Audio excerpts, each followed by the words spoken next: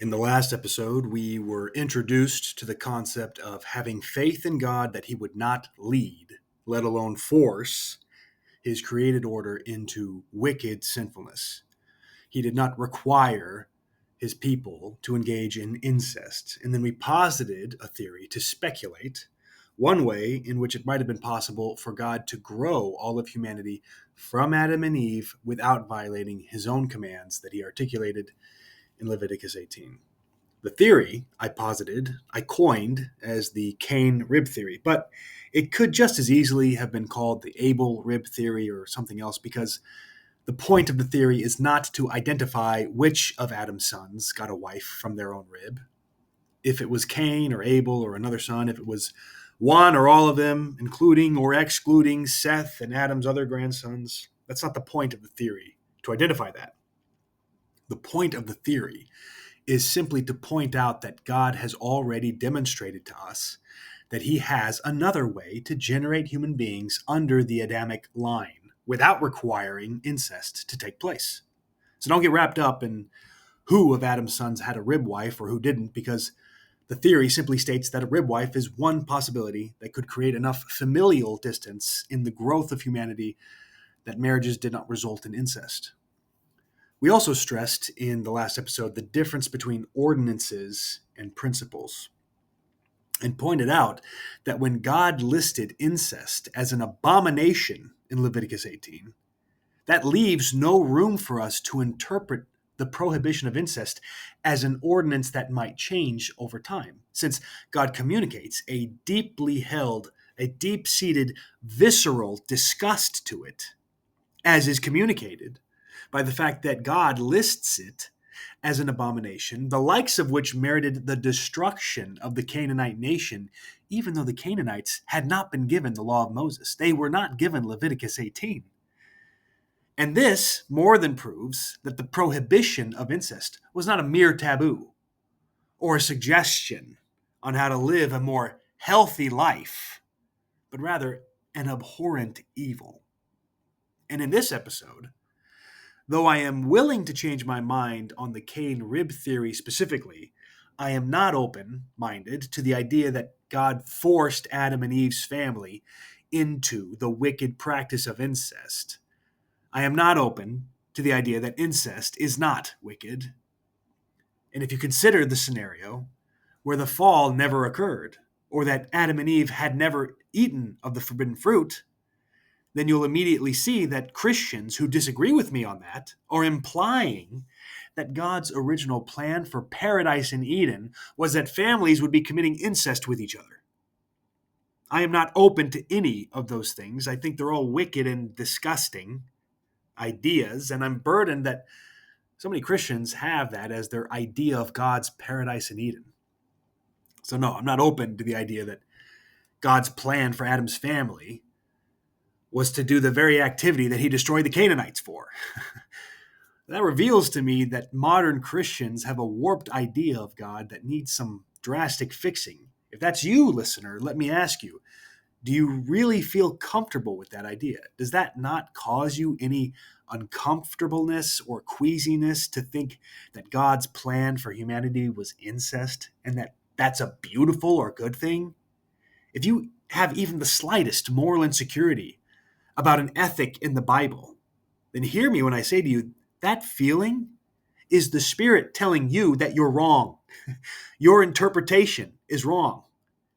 Too many pastors and leaders and parishioners go through life reading the exact same passages that I read, and they never dwell on them. They don't embrace them because they're uncomfortable with those passages.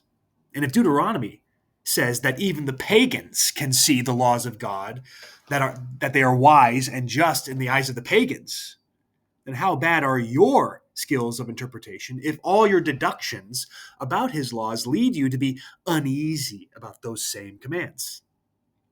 If you are uneasy or morally insecure about what the commands say, about the ethics they communicate, the behaviors they endorse, then that means your interpretation of them is flat out wrong.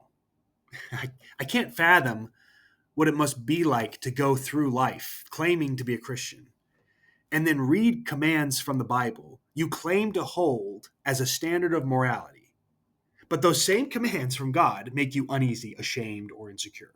And then to go about life not changing a single viewpoint you have, not letting those commands change one iota of your behavior, and then just pretend you never read those commands and act like you just forget about them altogether.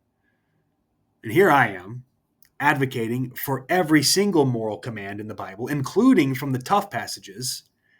And I have comments from self-proclaimed Bible-believing Christians saying that I am a, quote, enemy of the faith for doing that very thing. Amazing. Amazing. One particular critic I have in mind took issue with me defending what God said about polygamy in the Bible in my other videos. And this critic said that I was an enemy of the faith for believing God's commands about polygamy. Ironic, I know. Now I'm summarizing here when I say this. I'm giving my own paraphrasing summary of this for time's sake. I said to this critic that God never creates exceptions so that humans can break his commandments, and God never commands his people to do evil. This critic quickly wanted to disprove that claim of mine by saying that God clearly does allow humans to break God's commands because we have the example of Adam's children being allowed to commit incest.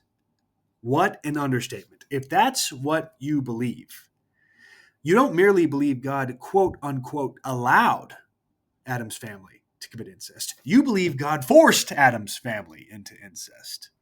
And by corollary, according to this critic, I am an enemy of the faith for believing that God doesn't force us to engage in incest. So this is a new one on me, but that was what was communicated by this commenter. But because that's the example he wanted to go with, he of course took issue with the Cain Rib Theory. Now, I gave this critic ample opportunity to be heard out, to even participate in a broadcast going over this very issue, and he said he didn't want his identity coming out.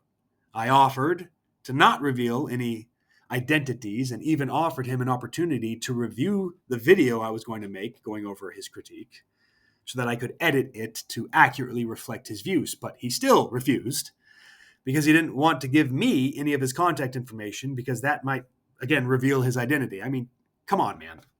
If you were so confident in your faith to call me an enemy of the faith, to claim that God issues edicts de jure, which let people commit sin, to claim that Adam and Eve's family were designed by God to commit incest, and then be scared of your identity coming out, like, you've basically given up your right to be represented the way you want because you've made it impossible for me to communicate your views the way that you want them to. So all I had left was our YouTube thread discussion to look back on so I could remind myself of the comments he had made.